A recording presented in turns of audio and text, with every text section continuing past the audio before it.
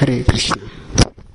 तो आप सब परम पूज्य भक्त रसामृत महाराज के प्रवचन की अपेक्षा कर रहे होंगे। तो उनकी तबीयत आज ठीक नहीं है, इसीलिए दुर्भाग्यवश आप सबको मुझे सहन करना पड़ेगा।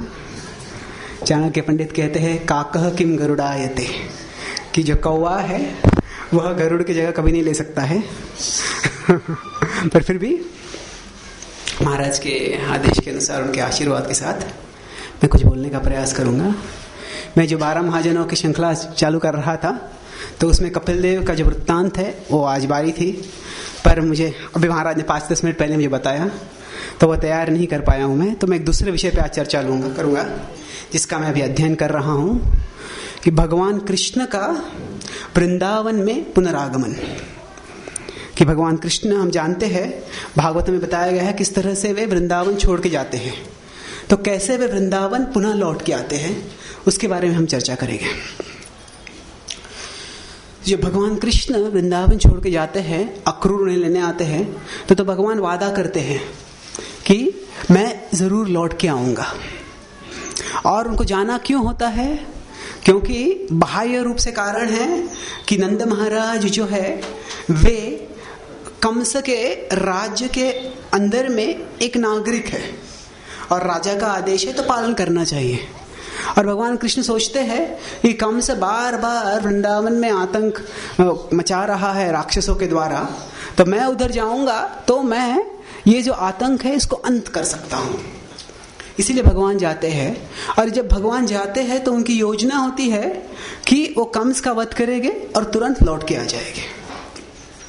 और योजना के अनुसार वे जब कंस का वध कर देते हैं, तो उसके बाद में जो कंस के पिता होते हैं उग्रसेन, वह बड़े लज्जित हो जाते हैं एक तरह से, क्योंकि अभी वास्तव में जब पिता होता है तो जो पुत्र है वो राजकुमार होना चाहिए, पुत्र राजा नहीं बनता है। पर ये कंस इतना निष्ठुर था, इतना नालायक था कि अपने पिता को गिरफ्तार करके वो खुद राजा बन गया था। तो अभी क्योंकि भगवान कृष्ण ने कंस का वध किया था, तो साधारणतया अगर एक राजा आके दूसरे राजा को हरा देता है, तो दूसरा जो राज्य जीत लिया है उसका वो राजा बन जाता है। तो अभी महाराज उग्रसेन सोच रहे थे कि मेरे पुत्र ने कृष्ण और वृंदावनवासी और कृष्ण के पिता वसुदेव उन सबके प्रति इतने अपराध किए हैं, तो मैं उसके लिए शर्मिंदा हूं।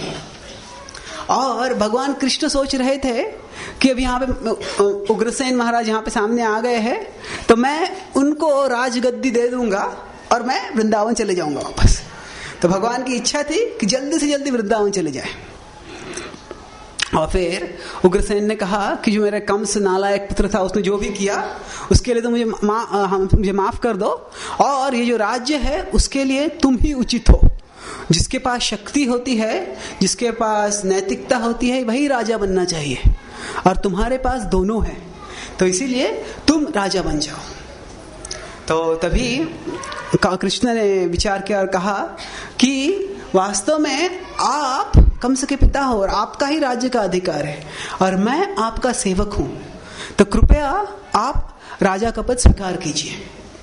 और फिर यह सुन के जो बाकी सब यदुवंश के लोग थे, अभी जब भगवान लीला करते हैं तभी ऐसे नहीं होता है कि सबको पता होता है कि भगवान भगवान है।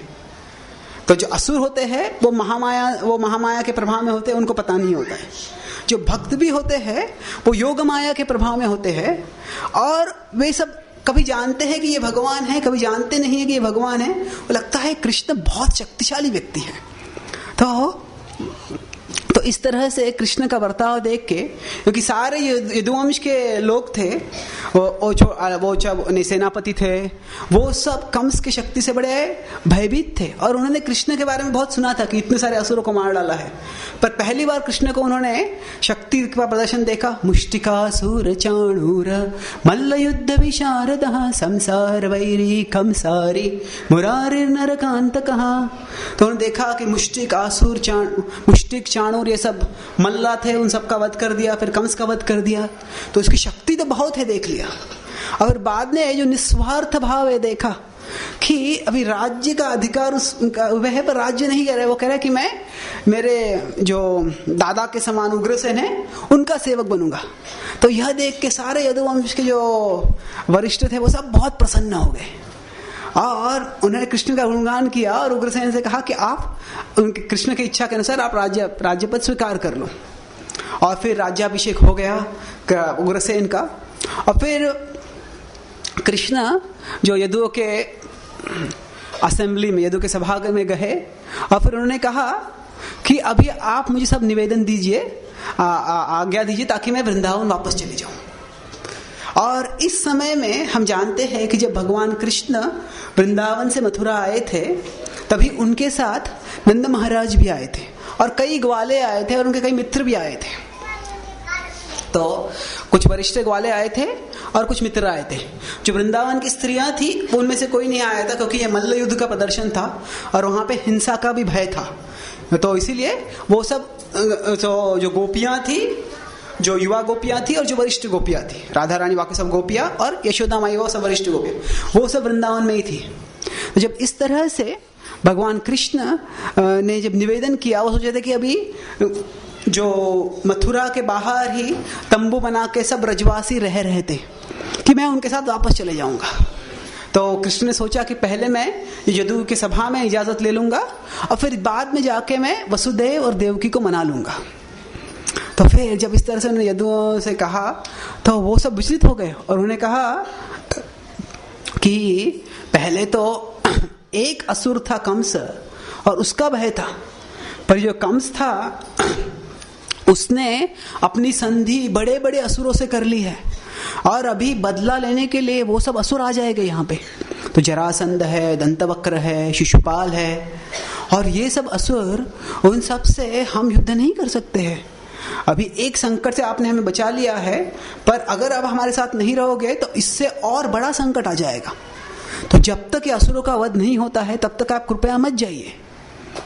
और फिर वो गंभीर होकर कहने लगे, वास्तव में वैसे भी तुम नंद के पुत्र नहीं हो, तुम तो हमारे पुत्र हो, तुम हमारे वंशज हो और तुम्हारा हमारे प्रति जो कर्तव्य है वह वास्तव में ब्रजवासियों के प्रति कर्तव्य जो है उससे अधिक है। जब कृष्ण ऐसे सुनने लग गए तो उनका हृदय मानो कर्तव्य और प्रेम दो रस्सियों से खींचा जा रहा था।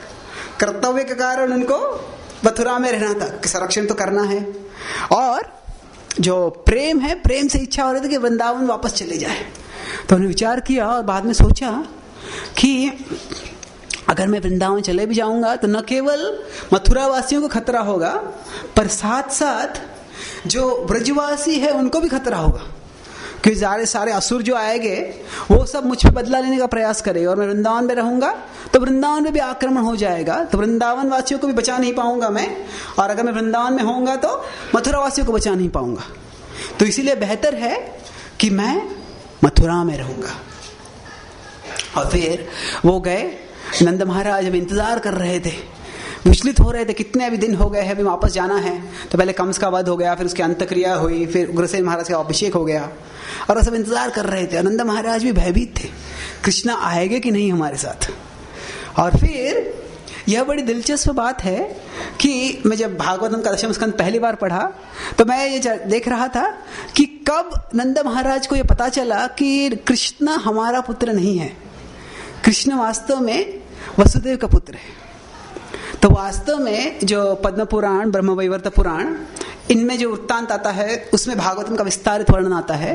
तो वहां पे बताते हैं कि नंद महाराज अंत तक कभी स्वीकार ही नहीं करते हैं कि कृष्ण मेरा पुत्र नहीं है, वो हमेशा सोचते हैं कृष्ण मेरा ही पुत्र है। और फिर जब कृष्ण जाते हैं नंद महाराज के पास, अभी हम देखेंगे तो हम सोचते हैं कृष्ण भगवान है, पर उस समय जो भगवान लीला कर रहे हैं तो एक छोटे बालक है, वो 10 साल की भी उम्र उनके अभी तक नहीं हुई है, छोटे बालक है वो।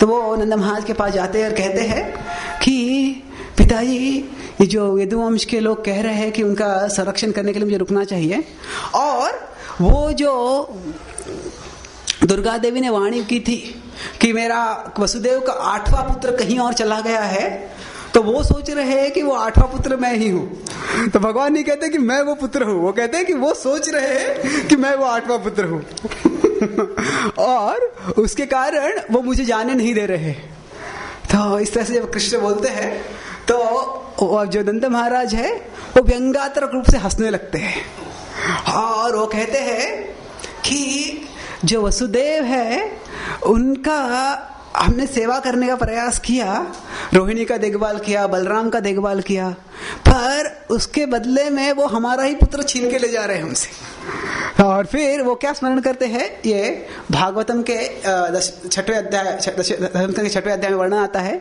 कि पहली बार जब नंद और वसुदेव मिलते हैं कृष्ण के जन्म के बाद, तभी वसुदेव कृष्ण से कहते हैं कि आप काफी वृद्ध हो गए थे और आपको पुत्र नहीं हुआ था, पर अभी ये बड़ा सौभाग्य है, भगवान की कृपा है कि अभी आपको पुत्र हो गया है। तो फिर नंद महाराज स्मरण करते हैं, देखो वसुदेव ने बताया था कि मुझे पुत्र हुआ है, तो मतलब कृष्ण मेरा ही पुत्र है, ये वास्तव में वसुदेव का पुत्र नहीं है। तो फिर भी नंद महाराज कहते हैं ये हमारा भाग्य है कि हमारे पुत्र को बड़े लोग जो राजा है वो अपना पुत्र मान रहे हैं, और अगर हमारे मित्र है उनकी अभी तक सेवा की है तो अभी भी हमें सेवा करनी चाहिए, और उनको खतरा तो है, इसीलिए ठीक है। तो कृष्ण वसुदेव महाराज ने कहा तो जब तक तुम सारे असुरों का वध नहीं करते तब तक मैं यहीं पे रहूंगा और फिर तुम्हें साथ लेके ही वापस जाऊंगा, उसके बिना मैं ये तुम्हारी माँ को कैसे मुंह दिखा सकता हूँ। मैं उनको बोला था, मैंने उनको आश्वासन दिया था कि मैं तुम्हें वापस लेके आऊंगा। तो फिर कृष्ण सोचने लगते हैं और कृष्ण कहते हैं कि पर अगर आप यहाँ पे रहेंगे तो यशोदा माई कैसे आपके बिना रह सकती है। तो नंद महाराज कहते हैं कोई बात नहीं, मैं उनको भी यहाँ पे बुला लूंगा। तो फिर कृष्ण सोचने लगते हैं, फिर वो कहते हैं पर यशोदा माई आ जाएगी, पर बाकी सब ब्रजवासी क्या करेंगे। बोलते हैं कि वास्तव में वो कोई भी ब्रजवासी आपके बिना नहीं रह सकते हैं, तो इसीलिए सब ब्रजवासी यहाँ पे आ जाएंगे और मथुरा के तट में जब तक तुम्हारा काम नहीं होता है तब तक यहीं पे रहेंगे, कम से कम आप रोज तुमको देख तो सकते हैं। तो फिर कृष्ण सोचते हैं, कृष्ण कहते हैं कि पिताजी अभी तो आपके लाखों लाखों गैया हैं और आप सब तो मथुरा के बाहर रह जाएंगे, पर जो गैया है वो कहाँ रहेगी, और गैयों के लिए घास चरने के लिए जगह भी चाहिए, वो मथुरा में कहाँ जगह है। तो वास्तव में हम सब गैयों के सेवक हैं, इसीलिए हमारे स्वार्थ के लिए हमें गायों को पीड़ा नहीं देनी चाहिए। तो कृपया आप पुनः वहां पर चले जाइए और मैं जल्दी ही आ जाऊंगा। तो नंद महाराज सोच में पड़ने लगते हैं और फिर कृष्ण एक और बात कहते हैं कि मुझे एक और चीज आपको बतानी पड़ेगी कि मुझे अभी न केवल मथुरा वासियों का संरक्षण करना है, आपका भी संरक्षण करना है। और भगवान कृष्ण जब लीला करते हैं तो अधिकांश रूप से वो खुद को भगवान दिखाते नहीं है, तो इसीलिए वो कहते हैं कि मैं अगर मथुरा में होगा तो अगर वृंदावन में कोई असुर आक्रमण करेंगे तो मैं संरक्षण नहीं कर पाऊंगा, इसीलिए जब तक मैं मथुरा में हूं तो दुनिया को ये पता नहीं चलना चाहिए कि मैं आपका पुत्र हूं। और हमारा जो संबंध है वो हृदय का संबंध है, वो अगर जहां तक किसी को पता न चले वहां तक अच्छा है, ताकि आपका संरक्षण रहेगा। तो इसीलिए तो नंद महाराज जब ये सुनते हैं तो मान लीजिए उनके हृदय पे ऐसे पर्वत गिर जाता है। सोचते हैं ना तो कृष्ण हमारे साथ आ रहा है, पर कृष्ण ये भी कह रहे हैं कि हम उनसे मिलने भी नहीं आ सकते, क्योंकि अगर बार बार मिलने आएंगे तो वो क्षत्रियों में हमेशा जासूस रहते हैं और जासूस से पता चल जाएगा कि ये कृष्ण का बड़ा घनिष्ठ संबंध है ये ब्रजवासियों से। नहीं तो बाहर के लोगों को, बाकी सब लोगों को क्या लग रहा था, ये कृष्ण छोटा बालक था, कहीं और रहने की जगह नहीं थी, कंस का आतंक चल रहा था, इसीलिए उसको अपने चाचा के घर में भेज दिया। तो एक तरह से चचेरे भाई है नंद महाराज और वसुदेव, तो इसलिए उनके घर में भेज दिया है। तो नंद महाराज कहते हैं ठीक है, पर हम हर दिन तुम्हारा इंतजार करेंगे। मैं तो समझ जाऊंगा, तुम्हारी माँ समझ जाएगी, पर गैया कैसे समझ पाएगी, वह तो तुम्हारे बिना जी नहीं सकती है। तो कृष्ण ने कहा कि मैंने भी सोचा है ये, तो मैंने जो मेरे वस्त्र है, मेरे वस्त्रों को मेरे शरीर का सुगंध है, तो मैंने मेरे जो वस्त्र है वो श्रीदामा और दमा जो है उन दोनों को दूंगा, मेरे और बलराम जी के वस्त्र। और ये जब वो पहनेंगे तो सब गैया सोचेगी कि कृष्ण बलराम ही वापस आ गए और वो मेरे जैसे ही वेणु बजा सकते हैं। तो इस तरह से हम उनको सांत्वना दे देंगे। और फिर जो ये सब बातें चल रही थे, सब बाकी सब ब्रजवासी उनके बाजू में थे, खासकर कृष्ण के ग्वाल मित्र भी थे, और वह सब रोने लग गए। तो कृष्ण ने कहा कि तुम इस तरह से रो मत, क्योंकि आप तो रो रहे हो पर मेरा हृदय रो रहा है, मैं तुम्हारे बिना रह नहीं सकता, पर मेरा वसुदेव और उनके परिवार का संरक्षण करने का भी कर्तव्य है, तो इसलिए कृपया आप मुझे मदद कीजिए। जब इस तरह से कृष्ण निवेदन करते हैं तो सारे ब्रजवासी रोते रोते जाते हैं। और जब ब्रजवासी लौट के आते हैं और जब बाकी सब जो ब्रजवासी मथुरा गए नहीं हैं वो इंतजार कर रहे हैं और मुझे देखते हैं कि सारे ब्रजवासी आ गए पर कृष्ण नहीं है, तो जो उनका हृदय टूट जाता है। और मुझे पता चलता है कि कृष्ण कुछ समय के बाद आएंगे। तो कितना समय, किसी को पता नहीं कितना समय। तो फिर नंद महाराज कहते हैं कि भले ही हम नहीं आ सकते हैं, पर हम जो संदेशवाहक है उनको नियोजित करेंगे। और वो कहते हैं कि हर कुछ दिनों में संदेशवाहक यहाँ से वृंदावन से मथुरा जाएंगे और मथुरा में कृष्ण क्या कर रहे हैं उसका समाचार प्राप्त करके हमारे पास ले आएंगे। और रोज चलते रहे तो कम से कम कृष्ण क्या कर रहे हैं पता तो चलेगा।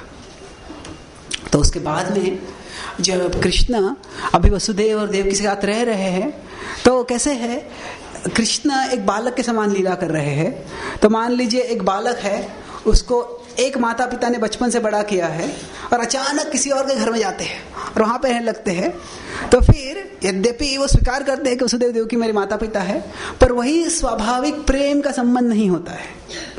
तो इसीलिए जब वसुदेव देखते हैं कि कृष्ण देवकी को एक माँ के रूप में भुलाकर माँ के समान स्नेहपूर्वक संबंध नहीं कर पा रहे हैं, तो अभी वसुदेव सोच में पड़ जाते हैं कि अभी कृष्ण को तो माँ का प्रेम देना चाहिए।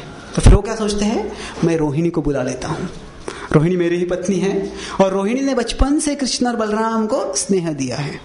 तो इसे संदेश भेजते हैं वो कि नंद महाराज को संदेश भेजते हैं कि कृपया, आप यहाँ पे थे, मैं ये बोलने को भूल गया, अभी कंस का कोई आतंक नहीं है, इसीलिए रोहिणी को आप मथुरा भेज दो।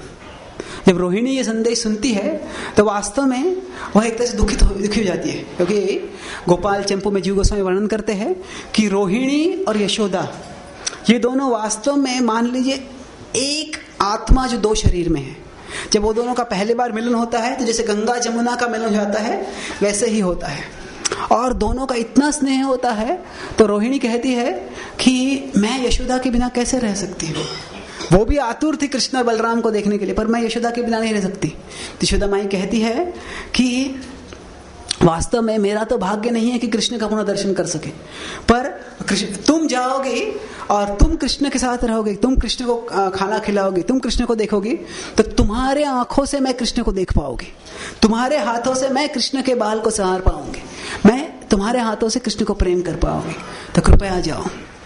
और जो वृंदावन लीला है और जो द्वारका मथुरा लीला है, इनमें जो समन्वय है वो 5 व्यक्तियों का है वास्तव में, जो कृष्ण बलराम स्वयं है, और फिर तीसरा व्यक्ति जो है वो है रोहिणी, चौथा है उद्धव, उसके बारे में चर्चा करेंगे, और 5वें जो है वह है दारुक, जो कृष्ण के जो सारथी थे, उनके बारे में हम चर्चा करेंगे। पर रोहिणी का बहुत महत्वपूर्ण भूमिका है। तो अब जब रोहिणी आ जाती है तो फिर कृष्ण और बलराम यहाँ पे अभी मथुरा में रह रहे हैं, पर अपने हृदय का जो दुख है वो केवल एक दूसरे को बता सकते हैं, कि पर वो किसी और को बता नहीं पा रहे हैं। तो रोहिणी को जब आती है तो वो सब कुछ बताते हैं उनको। तो रोहिणी सोचती है कि अभी क्या हो रहा है कि जो यदुवंश के लोग हैं वह सोच रहे हैं कि ये हमारा बालक है कृष्ण, हमने उनको ब्रजवासियों के पास रखा था देखभाल के लिए, पर उन्होंने क्या जादू कर दिया है उस पे कि वो अभी उनसे हमसे अधिक प्रेम करता है। तो और कभी भी हमें डर लगता है कि कभी भी अगर उसको थोड़ा ढीला छोड़ेगा तो वृंदावन चले जाएगा। तो इसीलिए जो यदुवंश के लोग हैं उनको थोड़ा भय हो रहा है और थोड़ा नाराजगी है ब्रजवासियों के प्रति।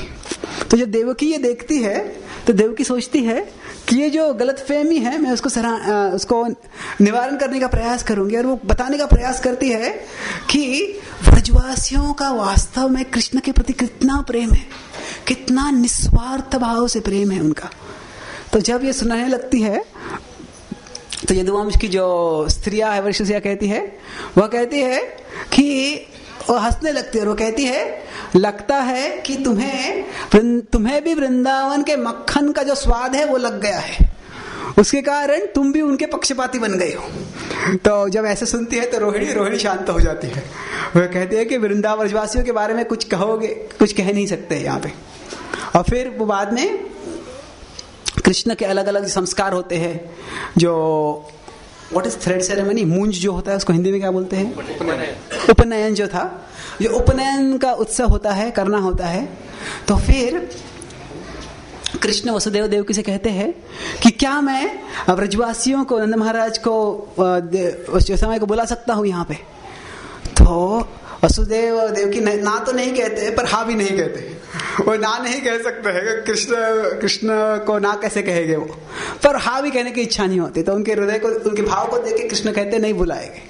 पर कृष्ण क्या कहते हैं, कृष्ण संदेश भेज देते हैं कि ये जो श्रीदामा दाम जो है वो मेरे प्रतिनिधि है। तो वास्तव में आप भी वैश्य, तो जो उपनयन होता है वो क्षत्रिय ब्राह्मण वैश्य तीनों करते हैं।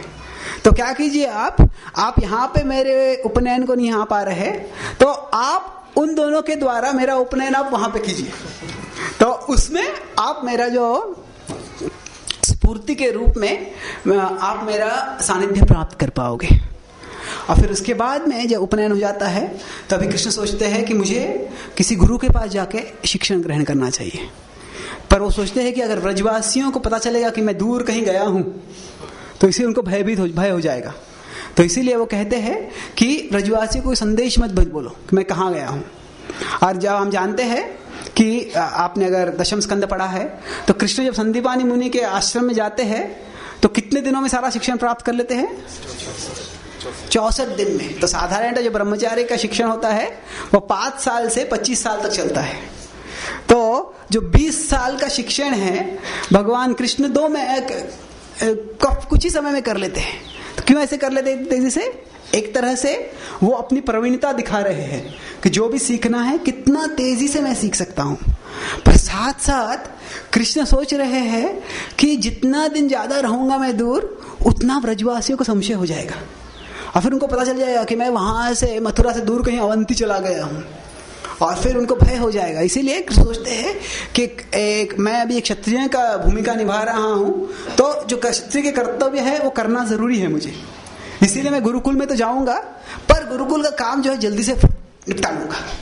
तो इसीलिए 2 महीनों में ही निपटा के तुरंत कृष्ण बलराम पुनः मथुरा आ जाते हैं। और जब वे मथुरा आते हैं तो तभी वो पूछते हैं रोहिणी से कि वृंदावन से कोई संदेश वाहक आए थे? तो कहते हैं हाँ आए थे। तो क्या हुआ?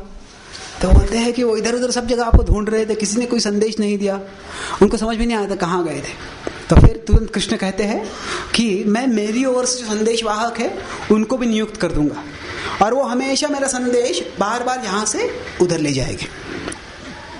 वो कहते हैं कि अभी सब कुछ ठीक है, मैं कुछ समय के लिए यहाँ पे मथुरा में मेरी जानकारी आपको नहीं मिली होगी तो कुछ चिंता हुई होगी, चिंता करने की जरूरत नहीं है, सब कुछ ठीक है। और फिर इसी बीच में जरासंध आक्रमण करता है। तो अभी जरासंध आता है तो बड़ी विशाल सेना लेके आता है। तो साधारणतः जब कोई एक राजा दूसरे राज्य पे आक्रमण कर रहा होता है तो मथुरा यहाँ पे है, वृंदावन यहाँ पे है, जरासंध का जो राज्य है यहाँ पे है। जरासंध की जब सेना आती है तो वो वृंदावन से ही होके आती है।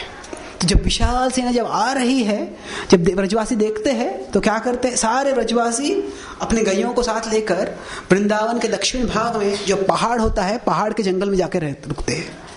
और क्योंकि जरासंध को जो वृंदावन वासियों का कृष्ण से संबंध जो है पता नहीं है, इसीलिए सोचता है ये वृंदावन दूसरा एक गांव के समान गांव है, इसीलिए वहां पे कोई उद्ध्वस्त नहीं करता है, वो मथुरा में आता है।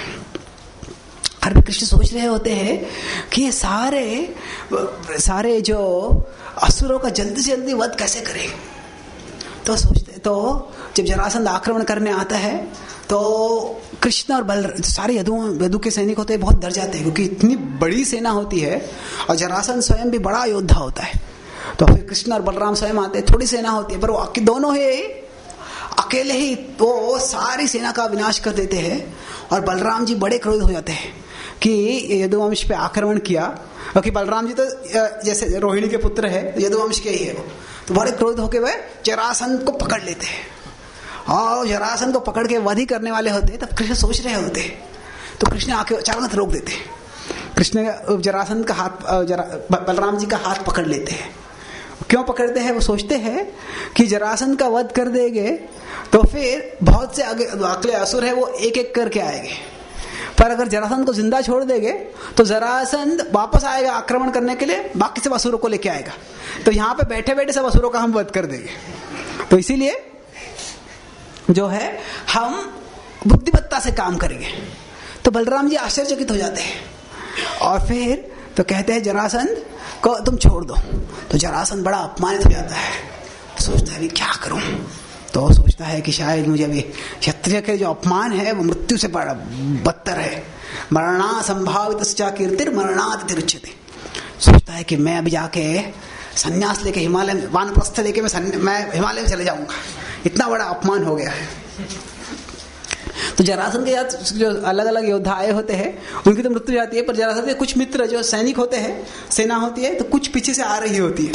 और जरासंध अकेले आता है और देखकर क्या हुआ है पूछते हैं। जरासंध सब कुछ बताता है, बोलते हैं कोई बात नहीं, जो है युद्ध जो है ये खेल के समान है और खेल में कभी कोई जीतता है कभी कोई हारता है और हार जीत तो होती रहती है, ये नियति से निर्मित होती है। और ये एक बार कृष्ण जीत गए पर वापस तो जीतने वाला नहीं है, तो इसीलिए तुम ऐसे हताश मत हो जाओ, वापस तुम सेना को जोड़ो और पुनः वापस आ जाओ। तो जरासंध जो होता है, जो असुर होते हैं, उनको अगर कोई दैवी कार्य करना है 100 बार बोलेंगे तो भी वो 100 कारण देंगे नहीं करने के लिए, और कोई असुरी कार्य करना है एक आधा कारण भी दिया तो 10 गुना उत्साह बढ़ जाएगा। तो क्या होता है, जो उसको कारण ही चाहिए, हाँ अगली बार तुम कृष्ण का वध जरूर कर दोगे।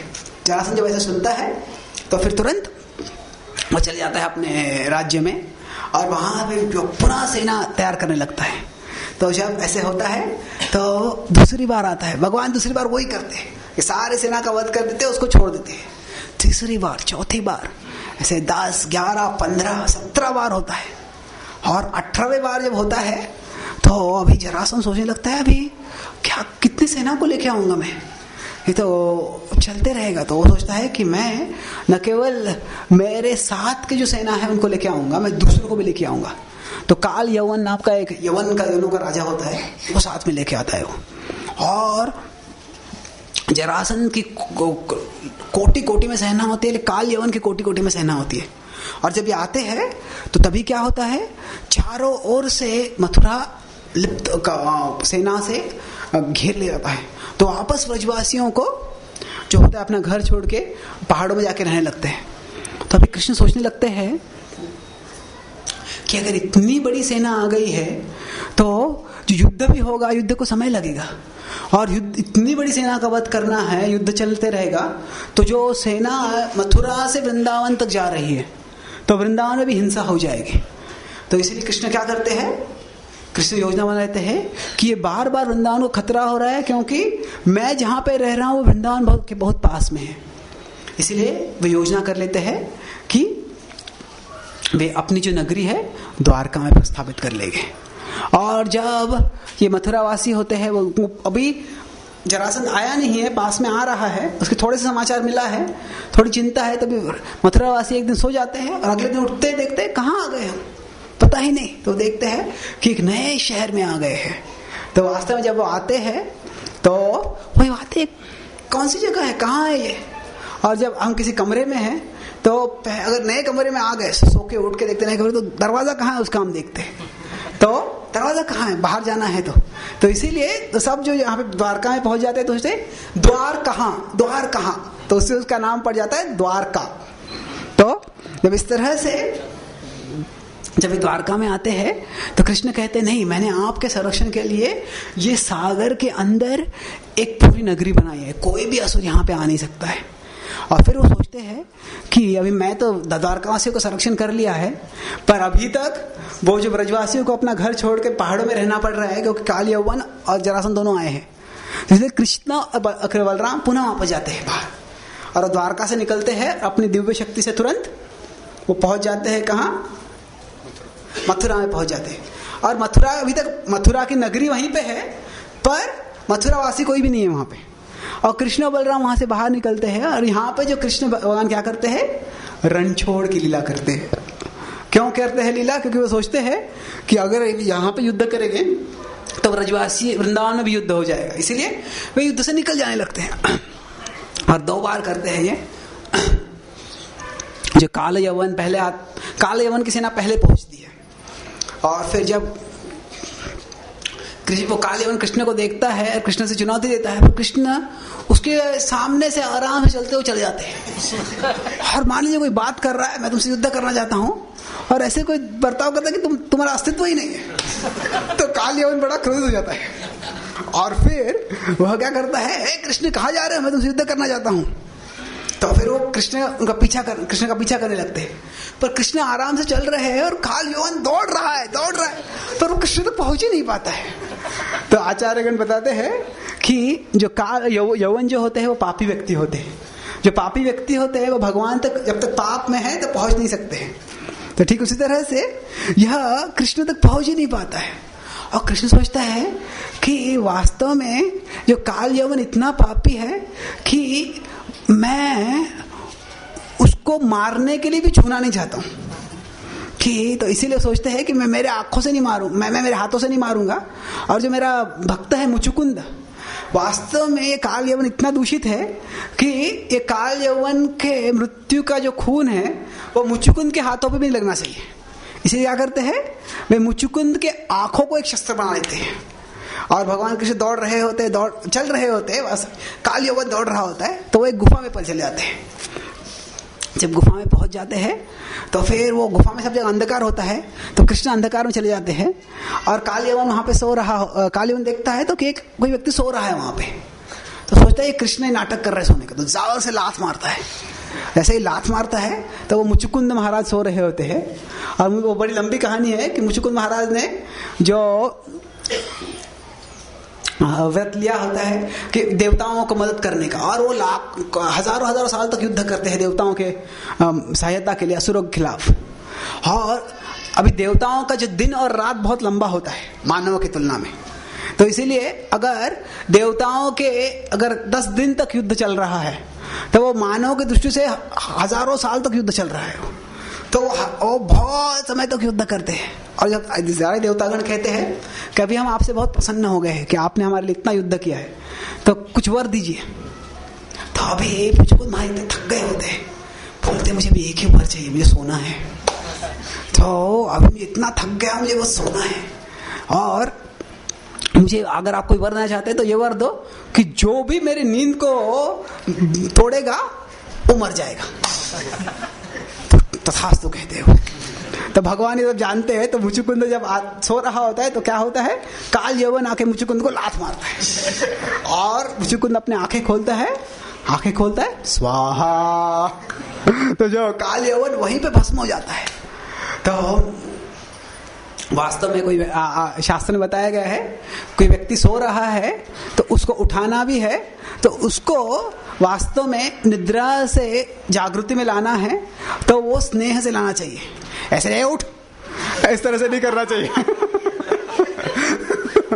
वो कोई व्यक्ति सो रहा है तो उसको अगर निद्रा से जागृति अवस्था में लाना है तो स्नेह पूर्वक आदर पूर्वक भाव से लाना चाहिए, नहीं तो वो एक अपराध होता है। ऑफ कोर्स वास्तव में अगर हम बहुत तमोगुण में रह रहे हैं, भगवान की सेवा नहीं कर रहे, वो भी एक तरह से अपराध है। तो इसीलिए हमें नहीं सोचना चाहिए कि तुम मुझे उठा रहे हो, अपराध कर रहे हो। ऐसा भाव नहीं है। पर तो यहाँ पे जो इस तरह से काल यवन का वध हो जाता है और फिर भगवान कृष्ण मुचुकुंद को अपना दर्शन देते हैं, उसको आशीर्वाद देते हैं और फिर पुनः वो मथुरा चले जाते हैं। और तब तक कौन आ गया होता है वहां पे? जरासंध आता है। तो पुनः जरासंध से भी युद्ध किए बिना भगवान भागते हैं और वो सोचते हैं कि जरासंध, मेरी इच्छा, भगवान हमेशा भक्तवत्सल है, तो वो क्या दिखाना चाहते हैं कि कैसे मेरे भक्त महान है। तो सिर्फ सोचते हैं कि ये जरासंध का वध जो है मैं मेरे हाथों से करूंगा तो मुझे गुणगान मिल जाएगा, पर अगर जरासंध का वध मैं नहीं करता हूं, मेरा भक्त करता है, तो उससे मेरे भक्त का गुणगान और बढ़ जाएगा। इसीलिए उनकी योजना क्या होती है कि वो भीम के हाथों से जरासंध का वध करना चाहते हैं। इसीलिए वे जरासंध को पुनः मारते नहीं है, वो एक बड़े पहाड़, प्रश्रवण नाम के, प्रश्रवण मतलब जहां पे हमेशा वर्षा हो रही होती है, ऐसे पहाड़ पे के ऊपर चढ़ जाते हैं। हाँ, जरासंध सोचता है अभी क्या करे, ये पहाड़ पे चढ़ गया है, तो वो अपने सारा ईंधन लेके आता है और पहाड़ को जला देता है। जैसे आजकल के आतंकवादी होते हैं, कोई बिल्डिंग में अगर कोई शत्रु है तो बिल्डिंग को ही उड़ा दो, तो उस तरह से वो सोचता है कि हम ये सारे पहाड़ को ही जला देंगे, पर वो जानते नहीं है कि वो पहाड़ को जला देते हैं, पर भगवान कृष्ण जो है वो सीधा उधर से कूद जाते हैं और हंसते हंसते वहां से वापस मथुरा पहुंच जाते हैं। मथुरा से देखते हैं कि यहाँ पे कृष्ण आ गए हैं, और फिर वहां से द्वारका पहुंच जाते हैं।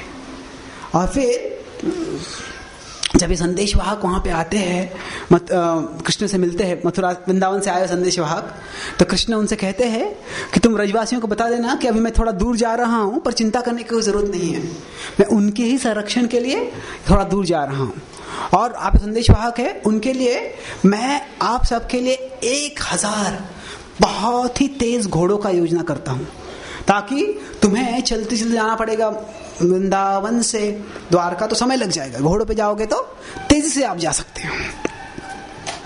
तो इस तरह से जब योजना हो जाती है तो फिर कृष्ण द्वारका में रह रहे होते हैं, और फिर उसके बाद में अलग अलग लीलाएं होती है। तो रुक्मिणी हरण की लीला होती है। तो भगवान कृष्ण, जब रुक्मिणी भगवान से निवेदन करती है कि अगर आप मुझे बचाने के लिए नहीं आओगे तो असन शतजन्म भी यस्यात्म, वो कहती है कि अगर आपके चरण कमल जो है वह शिव ब्रह्मा अपने सिर पे लेते, अगर मुझे आपके चरण कमलों का आश्रय नहीं मिलेगा तो फिर मैं जीवित नहीं रह सकती, मैं अपने शरीर त्याग दूंगी, शतजन्म भी मैं सैकड़ों जन्म तक पुनः तपस्या करती रहूंगी, ताकि मुझे आपका सानिध्य, आपका संग मिल सके, आपकी सेवा मिल सके। तो कृष्ण सोचते हैं कि अगर मैं द्वारका में रहूंगा और द्वारका में अगर मैं विवाह कर लूंगा किसी से, तो फिर विवाह के बंधन में फंस जाऊंगा मैं, और फिर मैं वृंदावन जा नहीं पाऊंगा, तो फिर क्या करूं मैं। पर वो सोचते हैं कि अगर मैं ऐसे नहीं करूंगा तो ये जो रुक्मिणी है, उसने जो भावपूर्ण जो खत लिखा है उसके अनुसार वो खुद को मार भी डाल सकती है, तो मैं तो ये नहीं चाहता कि वो खुद को मार डाले, वो तो मेरे भक्त है। ये सोचते हैं ठीक है, मैं उसको बचा लेता हूँ, फिर बाद में दिखेंगे क्या करना है। इसलिए भगवान जाते हैं और रुक्मिणी को वो शिशुपाल के आंखों के सामने उससे छीन के ले आते हैं, और फिर वो तुरंत, गोपाल चंपा में वर्णन आता है कि तुरंत विवाह नहीं करते हैं, क्योंकि वे सोचते हैं कि नंद महाराज और वसुदेवकी का, नंद महाराज और यशोदा माई की इजाजत चाहिए। तो जब वसुदेव नंद महाराज को एक खत लिखते हैं कि रुक्मिणी यहाँ पे आई है, और इसके पहले जो होता है रेवती और बलराम जी का विवाह हो जाता है, और जब ये समाचार मिलता है कि रेवती और बलराम जी का विवाह हो गया है, तभी नंद महाराज सोचते हैं कृष्ण क्या करेंगे। अगर कृष्ण किसी क्षत्रिय लड़की से विवाह करते हैं तो उससे उसका क्या मतलब है, कृष्ण ये स्वीकार कर रहे हैं कि वह एक क्षत्रिय है। अगर कृष्ण वृंदावन में आएंगे और हमारे गांव में किसी वैश्य लड़की से विवाह करेंगे तो वो स्वीकार कर रहे हैं कि हमारे वो वैश्य है, वो हमारे परिवार के। तो सोचते हैं अभी क्या करेंगे कृष्ण। महाराज बेचैन होते हैं कि जो बलराम जी ने तो विवाह किया है वह तो उचित है, पर कृष्ण क्या करेंगे। जब वसुदेव इस तरह से खत भेजते हैं कि अभी रुक्मिणी आई है और उनसे विवाह करना है, तो नंद महाराज सोचने पड़ने लगते हैं कि वास्तव में कृष्ण और बलराम दोनों बचपन से ही साथ में थे। तो अगर बलराम जी ने विवाह कर लिया है और वह अपनी पत्नी के साथ रहे तो कृष्ण का विवाह होना चाहिए। अगर कृष्ण ने हमारे लिए वादा किया है कि वापस आएगा तो जरूर वो आएगा, किस तरह से आएगा हमें पता नहीं है, पर हमें विश्वास है कि मैं आऊं, वो आएगा। तो इसके पहले जब कृष्ण द्वारका में ही होते, मथुरा में होते हैं, तो कृष्ण बड़े उतावले होते कि मैं कब वृंदावन जा पाऊंगा। तो इसे सोचते कि मैं जा नहीं पा रहा हूं, इसलिए वो क्या करते हैं, उद्धव को भेजते हैं। तो उद्धव को भेजने के कई कारण हैं। उद्धव सबसे पहले देखने में कृष्ण के समान ही है, तो उससे ब्रजवासियों को कृष्ण का स्मरण होगा। दूसरा कारण यह है कि जो मथुरा वासियों में से कृष्ण के हृदय के सबसे करीब जो है वो उद्धव है। जो उद्धव बचपन से ही कृष्ण की भक्ति करते थे और कृष्ण के जो एक चाचा थे उनके पुत्र थे, कृष्ण के चचेरे भाई है उद्धव, और वह कृष्ण का और उनका जो प्रेम था वो साक्ष्य रस के समान ही था। पूर्णतः साक्ष्य रस में नहीं है पर साक्ष्य के समान ही है। तो बिल्कुल उनके हृदय को समझ सकते थे और कहते हैं कि मेरे हृदय की भावनाओं को उद्धव समझ पाएंगे और यह भावना वह ब्रजवासियों को समझा पाएंगे। और साथ साथ वह उद्धव सोच रहे थे कि वास्तव में सारे मथुरावासी जो प्रेम करते हैं कृष्ण से, उनमें से सबसे घनिष्ठ मैं हूं। तो दिखाना चाहते हैं कि तुमसे भी अधिक प्रेम करने वाले कौन है। इसलिए वो ब्रजवासियों का प्रेम का दर्शन उद्धव को कराना चाहते थे। तो इसीलिए वे इन 3 कारणों के से उद्धव को अपने संदेशवाहक के रूप में भेजते हैं। और जब भेजते हैं इस तरह से, तो तभी वे उद्धव जाके संदेश देता है और सांत्वना देता है और कई समय तक रहता है। और उद्धव इस तरह सारे ब्रजवासियों से बर्ताव करता है कि सारे ब्रजवासी उद्धव को अपना ही एक ब्रजवासी ही मानने लगते हैं। वो इतना अच्छा है। और कहते हैं कि कृष्ण ने आश्वासन दिया है कि वो जरूर आएगा। अभी तक सारे असुरों का वध नहीं हुआ है, इसीलिए वो आ नहीं पाए हैं, तो जरूर आएगा वो। तो फिर इसके बाद में जब कृष्ण द्वारका में होते हैं और अभी वो उनका रुक्मिणी से विवाह हो जाता है, तो फिर वो सोचने लगते हैं कि ब्रजवासी सोचेंगे कि अभी तो मैंने विवाह कर लिया, शायद मेरा आने का कोई योजना ही नहीं है। मान लीजिए कभी होता है कि कोई भारत से बड़े आकांक्षा के साथ कोई माता पिता अपने पुत्र को सिखाते हैं और उसको अमेरिका भेजते हैं कि आप अमेरिका में जाके पढ़ाई करो। और जब अमेरिका में पढ़ाई कर रहा था, वहां पे कोई अमेरिकी लड़के से विवाह कर लेता है, तो फिर माता पिता सोचते कि भारत आएगा कि नहीं वापस। अगर भारत नहीं आएगा तो कम से कम हमको तो उधर बुलाना चाहिए, नहीं तो हमको यहाँ पे रह जाएगा, वो उधर रह जाएगा। तो उसी तरह से जो ब्रजवासी होते हैं उनको चिंता होगी, तो वो कृष्ण जाते हैं उद्धव के पास और कहते हैं उद्धव आप पुनः जाके संदेश ले जा सकते हो। तो उद्धव बोले एक बार मैं संदेश लेके गया था और जो पहले बार अगर अभी तक आप वापस नहीं गए हो तो क्या तुम्हें लगता है ब्रजवासी मुझ पर विश्वास करेंगे? हो तो मुझे झूठा मान लेंगे, मेरे वचनों से कभी आश्वासन नहीं मिलेगा। और वो तो उतावले है, मैं न तो जा सकता हूँ, मैं जाने की इच्छा भी नहीं है, न तो मैं उनको आश्वस्त कर सकता हूँ और न ही मैं उनका जो दुख है वो देख सकता हूँ, तुम्हें ही जाना चाहिए। तो कृष्ण सोचने लगता है कि मैं तो जा नहीं सकता, अभी तक सब असुरों का वध नहीं हुआ है, तो फिर क्या करे। तो वो सोचते हैं, तभी बलराम जी वहां पे आते हैं। तो बलराम जी कहते हैं कि बहुत समय से मेरे पैरों में एक जोश है। क्या जोश है? मेरे पैर दौड़ते हुए वृंदावन जाने की इच्छा कर रहे हैं। तो मैं बहुत समय से ये पैरों के जोश है उसको नियंत्रण कर रहा हूं, पर अभी मैं नियंत्रण नहीं कर सकता हूं। कहते हैं मैं अभी वृंदावन जा रहा हूं और न केवल वृंदावन जा रहा हूं, तुम्हें भी साथ में लेके जाऊंगा। तो कृष्ण कहते हैं कि मेरी तो बहुत इच्छा है वृंदावन जाने की, पर देवकी और वसुदेव मुझे जाने नहीं देंगे। और नंद महाराज ने बताया है कि जब तक आप उनकी इजाजत के बिना कुछ कार्य मत करो। तो इसीलिए अगर मैं जाऊंगा तो मेरे दोनों पिताजी हैं, उनके आदेशों का उल्लंघन करूंगा। तो ऐसे करो, तुम तो वसुदेव के ही पुत्र हो और वो जानते हैं कि तुम्हारा पुत्र है, तो उनको ये भय नहीं है कि तुम वृंदावन जाओगे तो वापस नहीं आओगे। इसलिए तुम जाओ और तुम मेरा संदेश लेके जाओ कि मैं जरूर आऊंगा। तो फिर यह जो है, यह भागवतम के 65वें अध्याय में वर्णन आता है। तो पहले उद्धव जब वृंदावन जाते हैं उसका भागवतम के 10वें स्कंद के 46 से 47वें अध्याय में वर्णन आता है। फिर उसके बाद में जो 55 से 60 अध्याय है उनमें कृष्ण के अलग अलग विवाहों का वर्णन आता है। और फिर उसके बाद में कृष्ण जो होते बलराम जी को वृंदावन भेजते हैं। और जब इस तरह से वृंदावन भेजते हैं बलराम जी को, बलराम जी वृंदावन में 2 महीने तक रहते हैं और उनकी जो गोपियां उनके साथ लीला करते हैं और फिर वे कृष्ण की गोपियां जो है उनको कृष्ण का स्मरण दिलाते हैं और सब ब्रजवासी को सांत्वन देके पुनः वापस आ जाते हैं। और फिर इस समय तक अधिकांश असुरों का वध हो गया है, पर कुछ असुर भी बाकी हैं। तो शिशुपाल जो होता है उसका वध राजसूय यज्ञ के समय हो जाता है। और राजसूय यज्ञ के समय जब वध होता है उसका, उसके बाद में जब कृष्ण जब पांडवों के साथ होते हैं तभी शाल्य नाम का एक जो राजा होता है द्वारका पे आक्रमण करता है। तो उस समय कृष्ण द्वारका का संरक्षण करने के लिए पुनः आ जाते हैं और वहां पे शिशुपाल का जो मित्र होता है दंतवक्र, शिशुपाल दंतवक्र जो होते हैं ये कौन होते हैं?